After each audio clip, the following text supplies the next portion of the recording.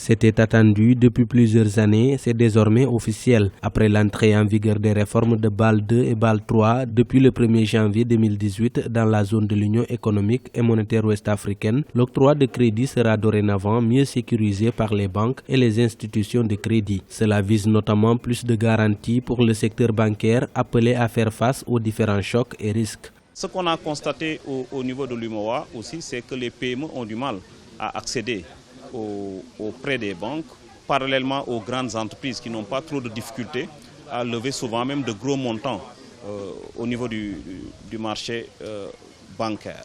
Et quand vous regardez aujourd'hui donc le nouveau dispositif donc insiste beaucoup sur ce qu'on appelle la dotation donc en fonds propres pour faire face à un certain nombre de risques, quel que soit donc l'acteur qui veut lever des fonds. Certains observateurs du marché financier ouest-africain estiment que ces nouvelles mesures sur l'octroi de crédit vont porter un coup aux petites et moyennes entreprises, mais aussi aux particuliers. Toutefois, ces derniers pourront se tourner vers les financements innovants pour lever les fonds nécessaires au financement de leurs activités.